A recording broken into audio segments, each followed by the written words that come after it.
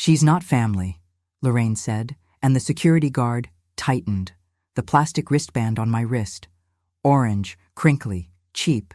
It said, "Event Staff." I stood there shaking while my father's guests, my childhood contractors, walked past like I was invisible. Then came the slideshow. Every project I'd led, replaced with her children. Every photo, cropped. Every memory, rewritten. And just when I thought it couldn't get worse, she raised her glass and said, "To our real family, Cassidy and Brent will take it from here." I smiled like my mouth wasn't full of blood, but I saw the folder, tucked under her chair, marked Amendments, Trust. She thought I'd stay erased. She forgot I built this company, quietly, completely, and I never leave a job unfinished. My name is Rachel Whitman, and I'm 45 years old. I handle supplier calls and client check-ins for Whitman Construction, though my stepmother Lorraine keeps misplacing my meeting invites these days. The workshop where I grew up still smells of fresh-cut wood and varnish, just like when Dad taught me the business. Back then, his radio played oldies while we worked side by side, my small hands learning every tool and technique. But now Lorraine, my stepmother of 15 years, has other plans. Family photos mysteriously crop me out. Sunday roasts become immediate, family only. Even Dad's company calendar shows her children's birthdays, not mine. What Lorraine doesn't know is that I kept everything. Decades of workshop notes, client records in my handwriting, Dad's spoken wishes about the company's future. Tomorrow is Dad's 70th birthday party. I'll show up and smile, even if the program forgets my name. I arrived at the Grand Plaza Hotel, clutching my handmade gift, a jewelry box I'd carved from reclaimed oak, the same wood Dad and I used on our first major renovation project. The ballroom entrance sparkled with crystal chandeliers, and that distinctive hotel smell hit me. Fancy citrus cleaner mixed with floor polish. You know that smell, right? The one that screams, "You better be wearing your Sunday best." My heels clicked across the marble as I approached the check-in table. The security guard, all crisp uniform and military posture, tapped through his tablet with a frown deepening by the second. "Name?" he asked, though I'd already told him. "Rachel Whitman," I repeated. "The owner's daughter." He scrolled again, his expression growing more uncomfortable. "I'm sorry, ma'am. You're not on the guest list, but..." He reached under the table and pulled out a handful of orange wristbands. "You're listed under event staff." My stomach dropped. There must be some mistake. I'm Thomas Whitman's daughter. "These are my instructions, ma'am." He stretched one of those cheap plastic bands between his hands, the kind they give you at county fairs, printed with event staff in bold black letters. I held out my wrist, my face burning as he wrapped that orange badge of humiliation around it. The plastic edge scratched my skin like a tiny accusation. Just then, Lorraine swept past in a champagne-colored gown, dripping with sequins, her perfectly highlighted hair catching the light. She was air-kissing Arnold Peterson, who'd signed his first contract with Dad 20 years ago on our old workshop bench. The same bench where he'd insisted on meeting because, as he'd said, real builders talk shop in their shop. "Darling," Lorraine cooed to Arnold, "the renovations on your lake house look divine." I took a deep breath and surveyed the ballroom. A stage with a microphone stood at the far end, flanked by massive screens ready for what I assumed would be a slideshow. Velvet ropes sectioned off the front tables. The family section, I guessed, where I clearly wouldn't be sitting. I carried my gift toward a service door, trying to hold my head high. The carved box suddenly felt heavy in my hands, its polished surface smooth against my palms. I set it down carefully, tucking it where it wouldn't be, knocked over by passing servers. Familiar faces filled the room. Clients, suppliers, board members, people who'd known me since I was knee-high, now suddenly fascinated by their champagne glasses or the elaborate centerpieces. Jim Cooper, our longest-running contractor, actually turned his back when I caught his eye. Really? The man who'd taught me to read blueprints when I was 12. I positioned myself where I could see Dad's table, rehearsing what I'd say if I got the chance to speak with him. "Congratulations, Dad. Happy birthday." Simple, dignified. Assuming Lorraine's carefully orchestrated evening allowed me anywhere near him. The string quartet in the corner switched from background music to something more formal. Right on cue, the MC stepped up to the microphone. "Ladies and gentlemen, if you could please take your seats." The elegant crowd drifted to their assigned tables as the overhead lights dimmed to a warm champagne glow. Dad sat at the center table, looking pale and tired in his new suit. When had he gotten so thin? Lorraine glided to the stage in a shimmer of sequins, crystal champagne flute in one perfectly manicured hand. She adjusted the microphone with the other, angling herself toward the family table with the practiced pose of someone who'd rehearsed this moment. She drew in a breath, and I could see it in her eyes, that glint that said everything was about to change. Lorraine tapped her glass with a silver spoon, the crystal chime cutting through the murmur of conversation. "Family," she began, emphasizing that word like it was something precious and exclusive. "We're here to celebrate more than just a birthday." I shifted behind a marble pillar, trying to blend in with the catering staff. The orange band felt like it was tightening around my wrist with every word she spoke. "When I married Thomas 15 years ago," she continued, "I didn't just gain a husband. I gained a vision for what Whitman Construction could become." She gestured toward the massive screens as they flickered to life. "And look how far we've come in our era." The slideshow began rolling through images I knew by heart, but they'd been edited.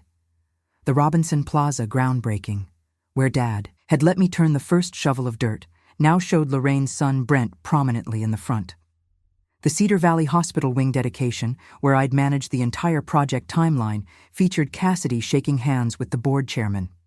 You ever have one of those moments where you can actually feel your history being erased?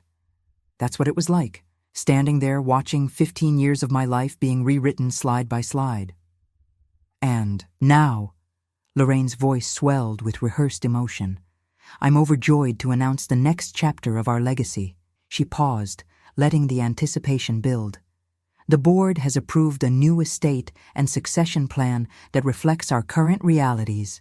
My fingers pressed against the cool marble of the pillar. Current realities? I'd been running supplier contracts since I was 23. "Cassidy will assume voting control of the company," Lorraine announced, beaming at her daughter, "and Brent will oversee all financial operations." The room burst into applause. I stood there, my name unspoken, watching my father stare down at his napkin. His knuckles were white against the sterling silver fork he gripped. "To the future of Whitman Construction," Lorraine raised her glass, "and to our real family." More applause, more cheers. I could hear Arnold Peterson behind me, whispering to another board member about how fresh leadership might open up new opportunities. The carved oak gift box I'd brought felt like it weighed 1,000 pounds now. I forced my face into something that might pass for a smile, though the taste of copper in my mouth suggested I was biting my cheek hard enough to draw blood. 20 feet away, beyond the velvet rope that separated family from everyone else, my father still hadn't looked up. "And now," the MC's voice boomed through the speakers, "let's get a photo of the whole family." A young coordinator in a headset appeared at my elbow. "Staff needs to clear the main floor," she said, gentle but firm, gesturing toward the service corridor. I let her guide me back as the cameras started flashing, but just before I turned away, I caught something at the family table that made me freeze. James Malloy, Dad's attorney for the past 30 years, was leaning down next to Lorraine's chair. He whispered something in her ear, then smoothly slid a manila folder beneath her seat with one polished shoe. The look that passed between them sent a chill down my spine. Whatever was in that folder, it wasn't good news for me. Note: this matches the key moments and beats requested, showing the inheritance announcement humiliation and father's silent response, ending with the observation of the attorney's suspicious behavior. I've maintained Rachel's first-person perspective while incorporating the required elements like the slideshow rebranding, the orange wristband's presence, and the family photo moment. I needed that folder. The sight of it, barely visible under Lorraine's chair, made my skin prickle like the air before a storm. Years of working construction sites had taught me timing and precision. Now those skills were about to come in handy for something entirely different. The ballroom service area was a maze of rolling racks and prep stations. I slipped between them, counting the rhythm of the staff's movements. 3 minutes between drink runs, 4 minutes for the security guard to complete his circuit near the main tables. The busboys cleared plates in clockwise sweeps, creating a predictable gap near the west wall.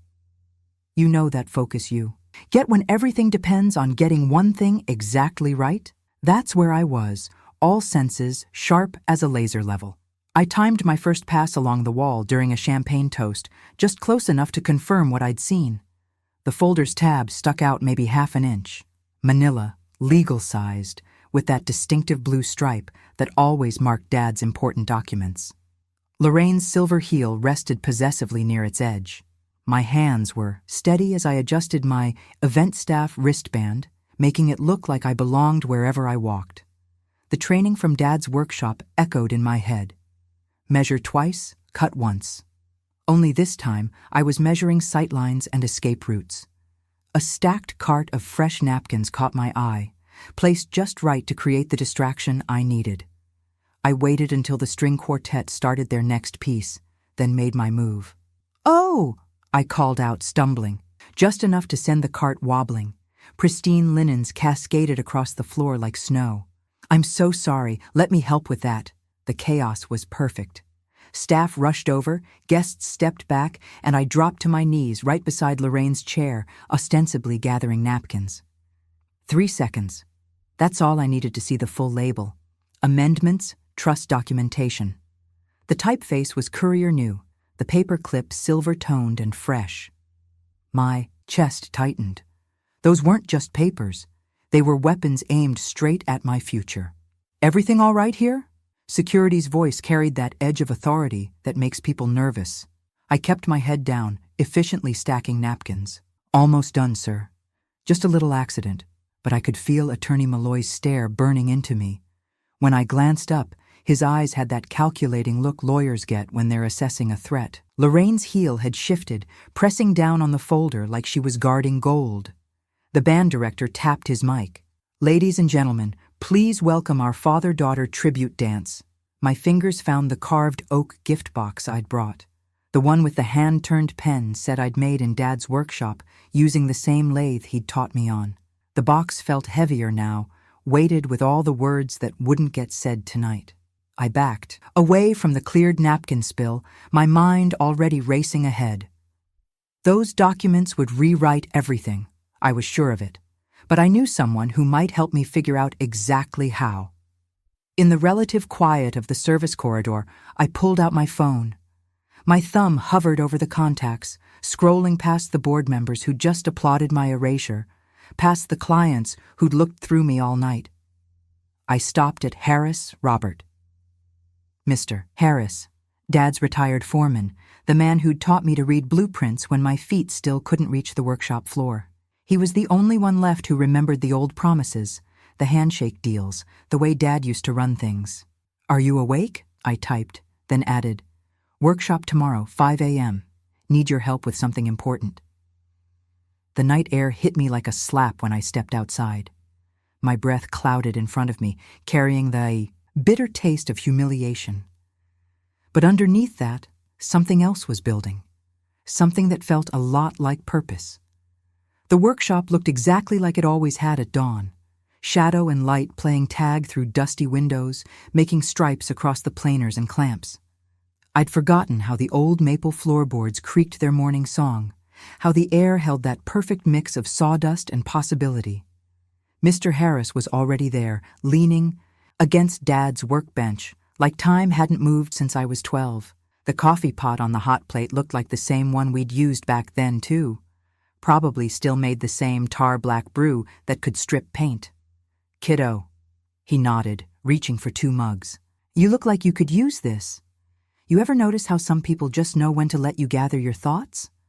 Mr. Harris was always good at that. He poured the coffee, dark and steaming, and waited while I found my voice. They gave me this. I held up my wrist, the orange band still clinging there like a brand. Called me event staff at my own father's birthday. His weathered face didn't change. He'd seen too many construction sites go sideways to flinch at bad news. But his knuckles went white around his mug when I laid out the rest. Lorraine's announcement, Dad's silence, the hidden folder. Amendment papers, he said finally, setting his coffee down. And Malloy's involved? I nodded. They're planning something that needs filing. Then we check the logs first. He straightened up, all business now. Any amendment needs proper documentation. Timeline's critical here. When things were signed, who witnessed what? The old filing system was still in place. Dad never believed in changing what worked. I pulled open the ledger drawers. Muscle, memory guiding my hands. Behind the third drawer, there was that loose panel where Dad always tucked his sensitive notes, hidden behind stacks of spare sanding discs. "Smart girl," Mr. Harris murmured, watching me work. He was already on his phone, talking to someone named Jenny at the county clerk's office. I could hear the smile in his voice, the one he used when sweet-talking suppliers into rush orders. While he chatted, I pulled up the public docket schedule on my phone. The screen's glow caught dust motes dancing in the morning light, making them look like falling stars. "Monday," we said at the same time as he hung up. "That's their filing window," he confirmed.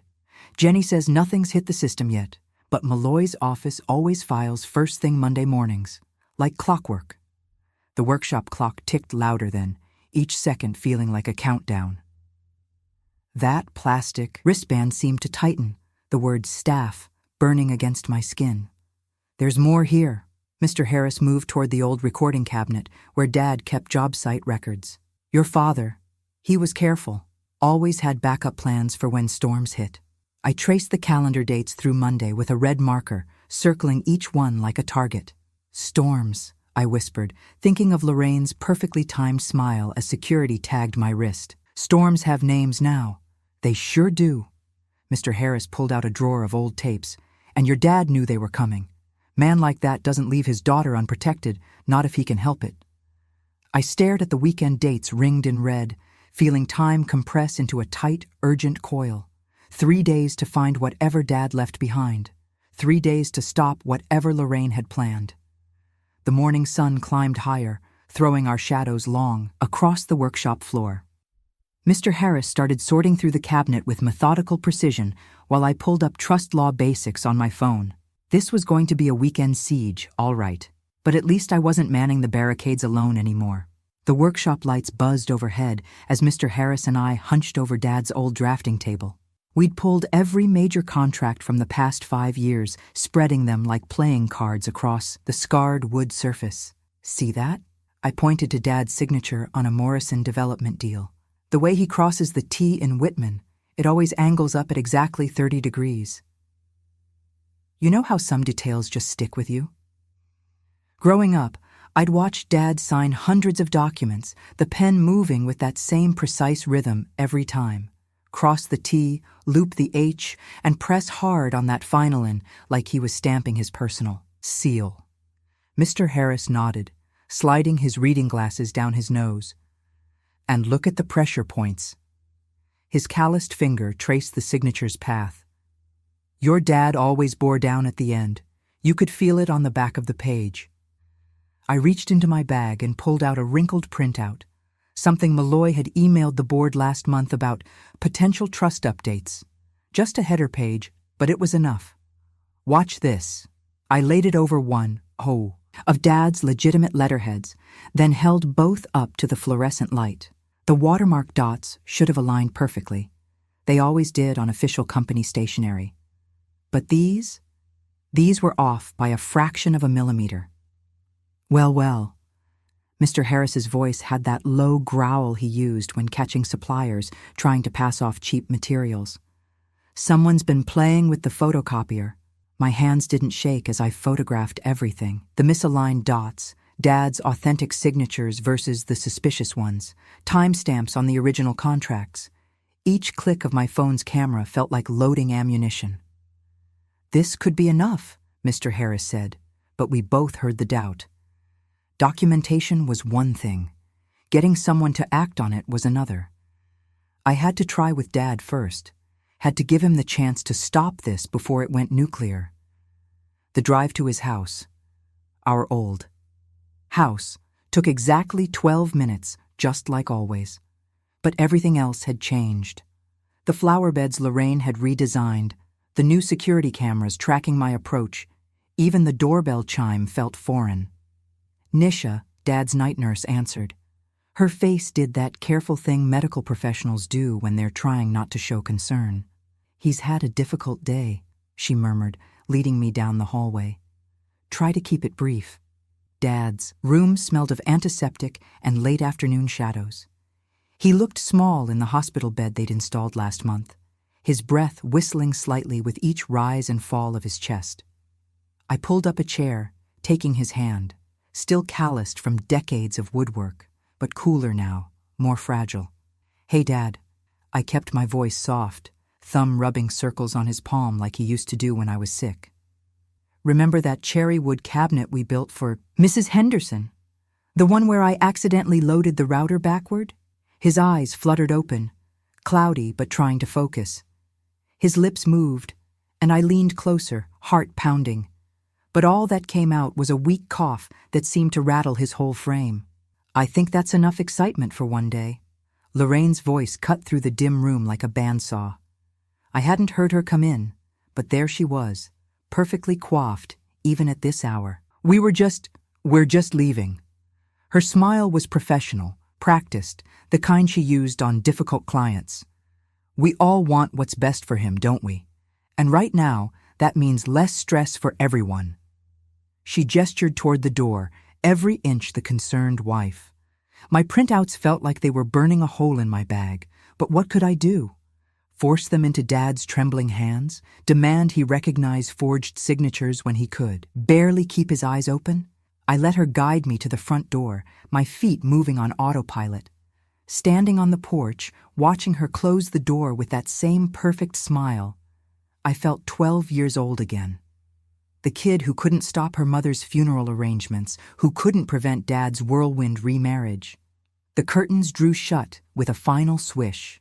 Inside, I could hear the faint beep of medical equipment, monitoring the man who'd taught me everything about building things right. But he couldn't build himself back to strength, couldn't fight this battle alongside me. My jaw clenched as I turned toward the driveway. The law would have to be enough. It would have to listen. Saturday morning, and I was sitting in Attorney Malloy's waiting room like some desperate client instead of the company founder's daughter. The leather binder on my lap felt heavier than any timber we'd ever milled. I'd labeled it Chain of Authenticity in my neatest print, the same careful lettering Dad had praised when I first started doing the shop's invoices. You ever notice how some offices smell like they're trying to intimidate you? Malloy's was all leather and lemon polish, not a hint of sawdust or honest work anywhere. His assistant, some kid who probably cost more per hour than our best craftsman, led me in precisely at 10. Malloy didn't stand when I entered. He just gestured to the chair across his desk, his face set like preserved marble. Ms. Whitman, this is unexpected. Is it? I placed the binder on his desk. I thought after Friday night, we might need to clear some things up. He didn't touch the binder. Instead, he pulled out a crisp document and slid it across the polished wood. Before we proceed, I'll need you to sign this non-disclosure agreement. Standard. Procedure for sensitive discussions. My father's voice echoed in my head. Always read what you're signing, kiddo, even if they act like you're wasting their time. The NDA might as well have been written in barbed wire, clauses about privileged communications and prior relationships that would have gagged me tighter than a wood clamp. I'm not signing that. I pushed it back. Let's talk about fiduciary duty instead. About the original trust, language that made me executor alongside you. Ms. Whitman. He folded his hands, wedding ring glinting. I understand you're disappointed, but client confidentiality doesn't cover fraud. The word hung between us like sawdust in still air. His smile thinned to nothing. I think we're done here. He stood, straightening his jacket. My assistant will show you out. Just like that. No defense, no denial, just a wall of professional distance higher than any we'd ever framed. The elevator doors opened to the lobby, and there they were, Cassidy and Brent, dressed for their usual Saturday brunch. What are the odds, right? Their matching expressions of concern probably took hours to practice. "Oh, Rachel," Cassidy's voice dripped sympathy like varnish. "We heard you might be here. We're worried about you, you know. All this desperation." Brent shook his head. "It's not a good look. Monday comes fast. Maybe it's time to accept things gracefully." I stepped into the elevator, their reflections fractured across the mirrored walls. The orange wristband from the party was still on my arm. I hadn't been able to bring myself to cut it off. In the mirrors, it looked like a brand marking me as outcast, unwanted, replaced. Back in my car, I couldn't stop my hands from shaking. The string quartet from Dad's party seemed to be playing somewhere in my head, that same waltz they'd used for the family photos I wasn't in. The dashboard clock blinked 10:47, each minute carrying Monday closer like a tide I couldn't stop. I pulled out my phone, thumbs hovering over the keyboard. Finally typed to Mr. Harris, "I'm losing this." My hand moved toward the ignition. Maybe they were right. Maybe grace meant knowing when to walk away, when to let go of a legacy that others had already carved up and claimed. The steering wheel was cool under my grip, my knuckles going white as I squeezed it. Then I heard it. Dad's laugh, rough as sawdust, from all those Saturdays in the workshop. The sound he'd make when a cut went wrong or a joint didn't fit, but we'd figure it out anyway because that's what builders do. My phone buzzed. Mr. Harris's reply lit up the screen with 4 words that hit like a hammer. "Strike. Check the tape shelf." You know that feeling when hope hits you so hard it almost hurts? That's what happened when those 4 words from Mr. Harris lit up my phone screen. I pulled out of Malloy's parking lot so fast I nearly left rubber on concrete.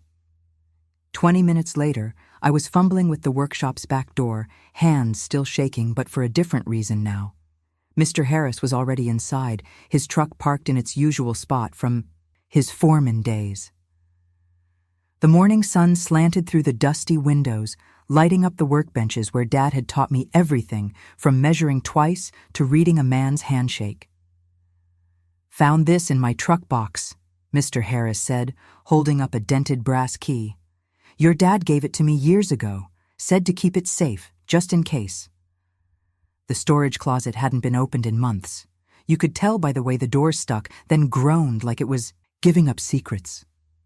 Inside, past the stacks of catalogs and warranty folders, stood the old cassette rack.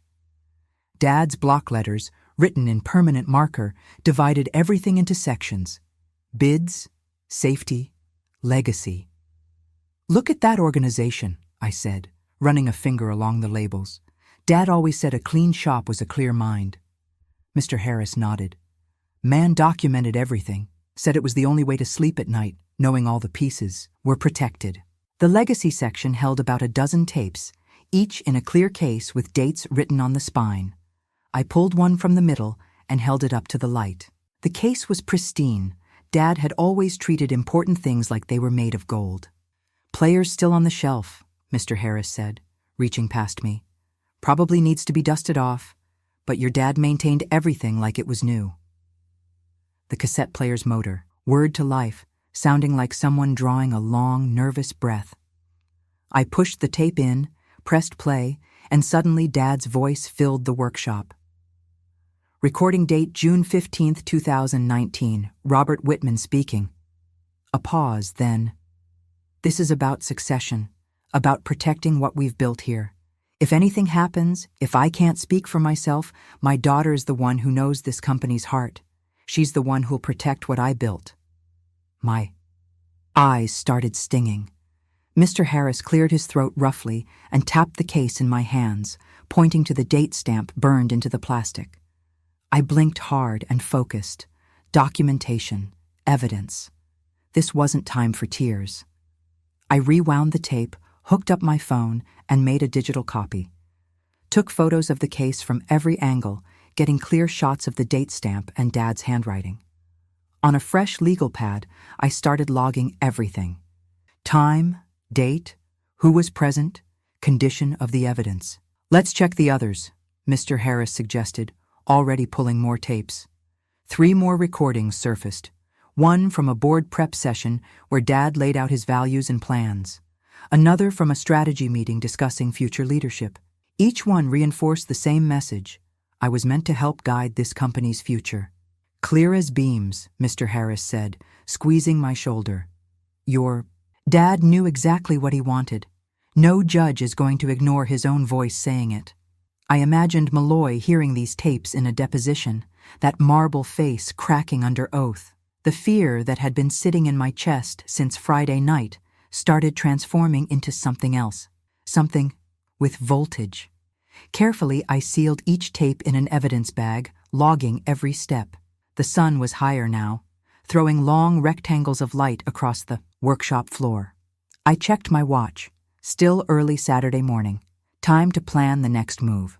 "We do this right," I said, zipping up the evidence bags. "Everything documented, everything by the book. I want to be ready to move by sunrise tomorrow." Mr. Harris picked up the legal pad, reviewing my notes. "Like your dad always said. Measure twice. Cut once," we finished together. The cassette player sat silent now, but Dad's voice was still, echoing in my head, clear and strong. "My daughter protects what I built." The words felt like a blueprint, showing exactly where each piece needed to go. Sunday morning felt different in the workshop. Maybe it was because I wasn't there to build or fix. I was there to document everything with the precision Dad always demanded for legal records. "You know what drives me crazy?"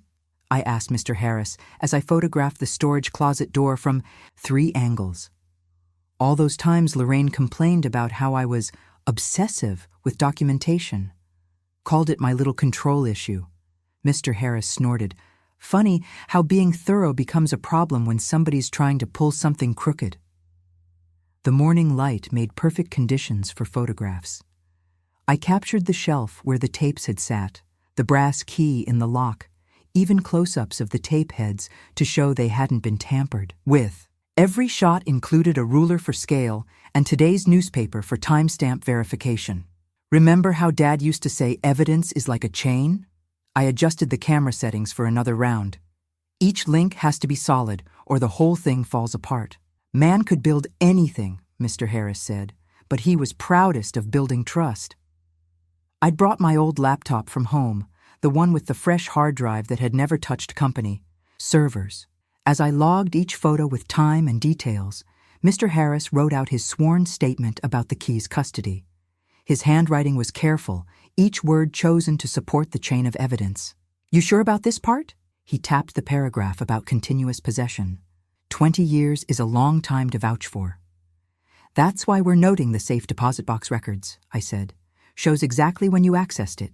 Makes your timeline bulletproof." By noon, I had a draft brief citing the state evidence rules about recorded statements of intent. 3 copies printed, one for Malloy, one for the clerk, one for our records. The board preservation letter was ready to email, warning them not to destroy any documents related to the trust. "Walk me through Monday again," Mr. Harris said, pouring more coffee. I spread the timeline on Dad's old drafting table. Malloy's office opens at 8:30. We're there at 8:15. If they block us, we file notice with the clerk by 9 Curies. That gives us a full hour before the docket window closes at 10 Curies. And the board letter? Goes out the minute Malloy sees the tapes. I patted the evidence bag. No chance for anyone to start shredding once they know what we have. The oak gift I'd brought to the party sat on the workbench. I'd thought it would show Dad I was still his daughter. Now it would remind me why this fight mattered, because some things were built to last. Mr. Harris and I practiced our script until we could deliver it calm and clean. We have evidence of Mr. Whitman's recorded intent. These tapes require immediate review under fiduciary duty. We can proceed here or with the clerk, your choice. Short and professional, Mr. Harris nodded. No room for games. I set 3 alarms on my phone. 6 gong, 6 10, and 6:15. The workshop office chair wasn't exactly comfortable, but I didn't want to risk oversleeping at home. Besides, something felt right about spending this night under Dad's old level, mounted in its frame above the desk. The bubble still sat perfect center, just like he'd left it. "Get some rest," Mr. Harris said, heading out. "I'll pick you up at 7:30 sharp." The workshop settled into its nighttime creaks and sighs. I checked the evidence bag one last time, then leaned back in the chair. The level caught a bit of streetlight, its bubble glowing faintly. Dad's voice from the tapes seemed to echo in the quiet. "My daughter protects what I built." When dawn finally lifted over the lumber yard, I was already awake. The evidence bag sat ready, along with the backup drive and the briefing papers. I squared my shoulders, remembering every time Dad had trusted me to measure true and cut, straight. The drive downtown passed in a blur of brake lights and morning shadows. Now I'm standing in the lobby, watching the elevator numbers tick down. My heart beats in time with the digital display, counting the floors until Malloy's office. The evidence bag feels heavy with truth. The elevator dinged at 8:59, perfect timing. I adjusted my grip on the evidence bag and strode into Malloy's office suite like I owned the place, which, technically, I still did, at least according to the original trust. "I'm here representing my personal interest under existing trust language," I announced to his startled receptionist. Before she could respond, I was already pushing through his door. "Hey, when you're raised in construction, you learn to move with purpose." Malloy glanced up from his desktop, that practiced neutral expression firmly in place. "Ms. Whitman, I believe we concluded our business on Saturday." We didn't conclude anything.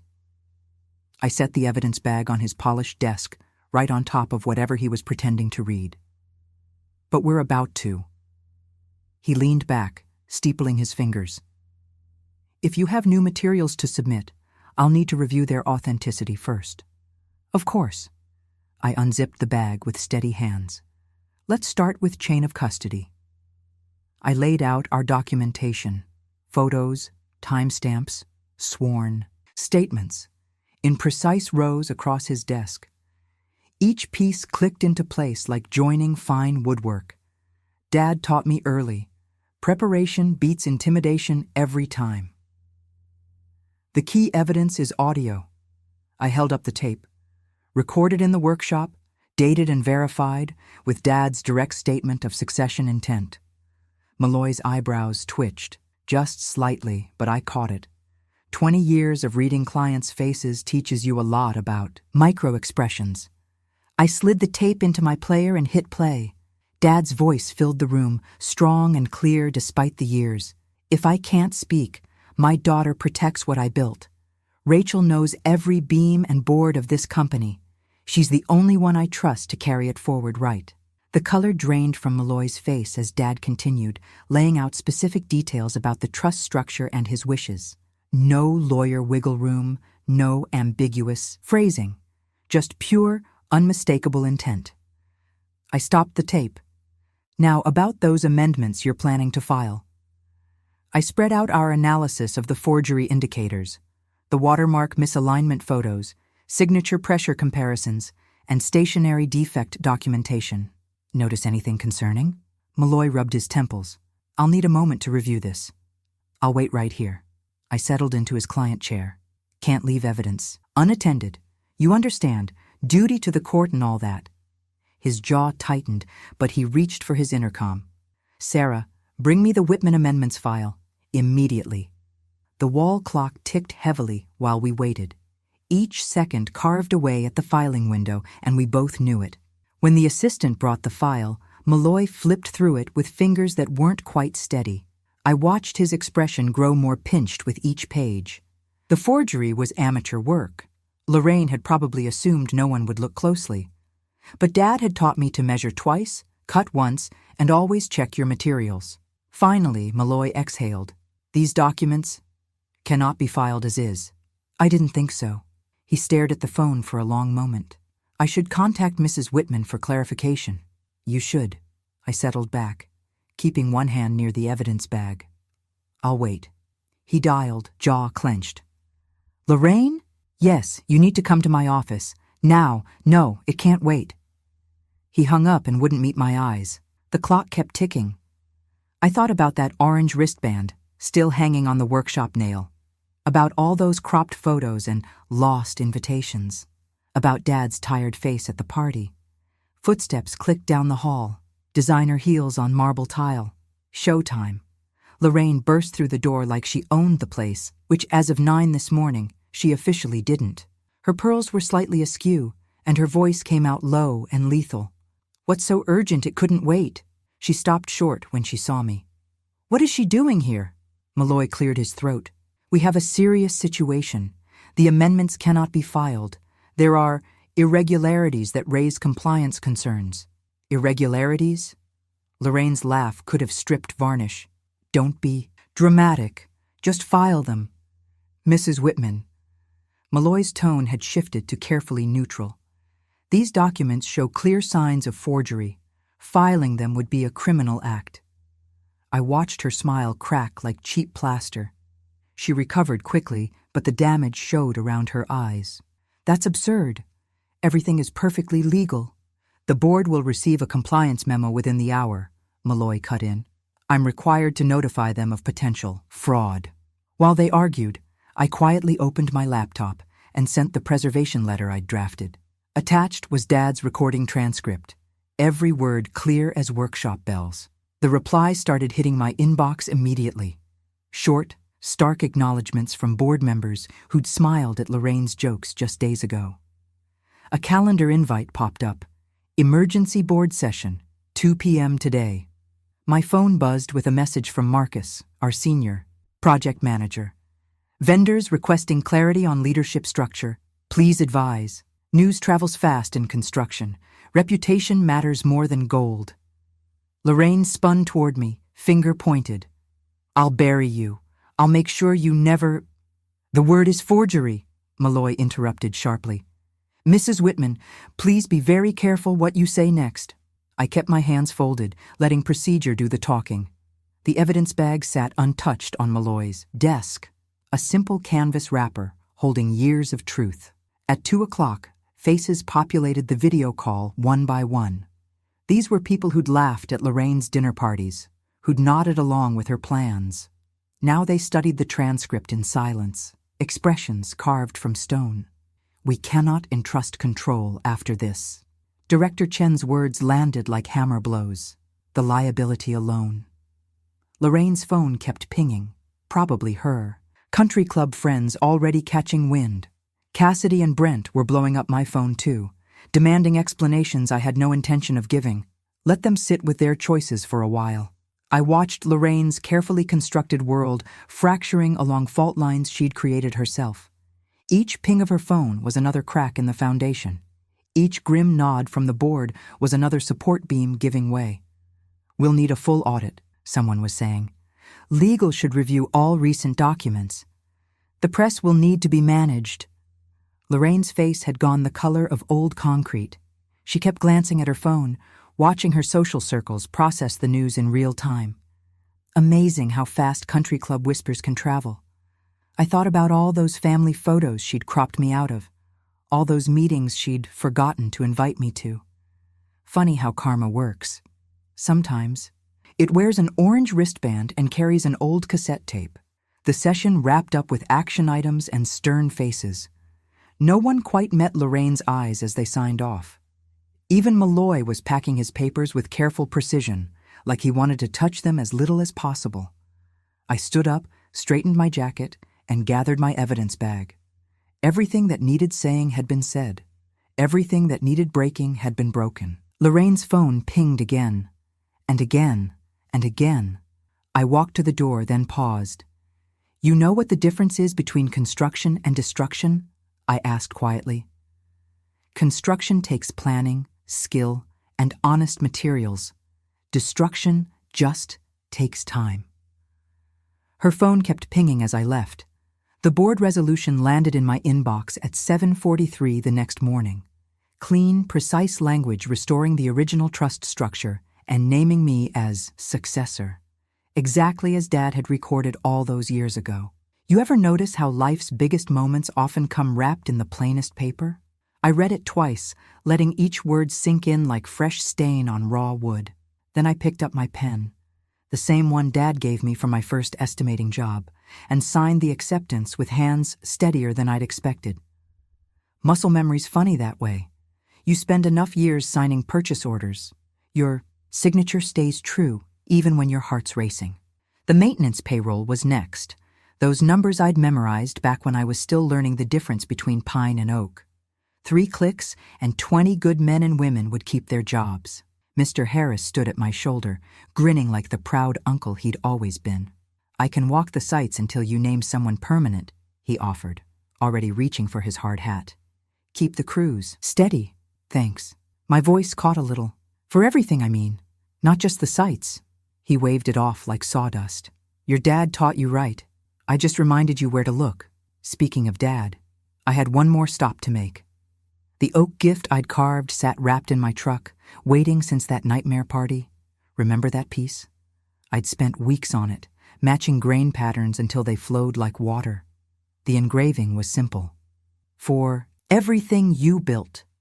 The nursing staff knew me now. No more suspicious looks or visiting hour debates. They led me straight to Dad's room, where afternoon sun painted warm squares on his blanket. His eyes opened when I sat down, clearer than they'd been in days. I kept it simple, setting the gift where his fingers could find it. "Your voice carried me, Dad." He traced the engraving slowly, corner to corner, and smiled. That smile.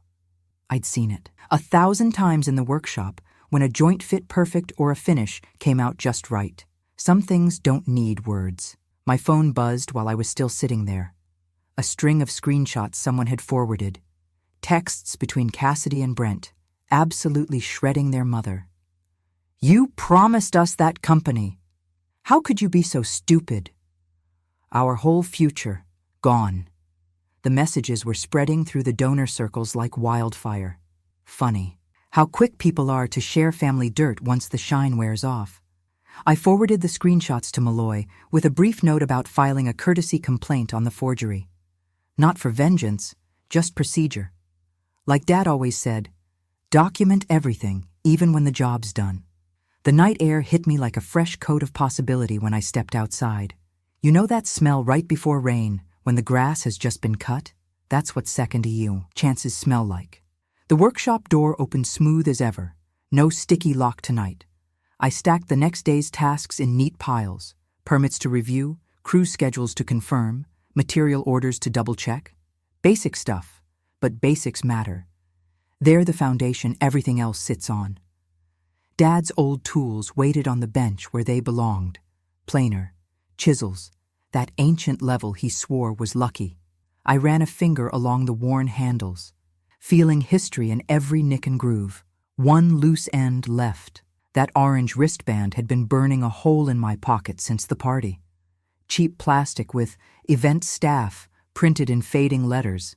Amazing how something so flimsy could carry so much weight. I held it up to the shop lights, turning it over and over. Could hang it on the wall as a reminder. Could cut it up and toss it in with tomorrow's sawdust. Well, no need to decide. Right this second. Some choices deserve a night's sleep first. I locked up, breathing in that sweet pre-rain air. Tomorrow would be busy. First real day back in charge. But tonight? Tonight was for remembering how solid ground feels under your feet when you're finally standing where you belong. Morning light has a way of making everything feel possible.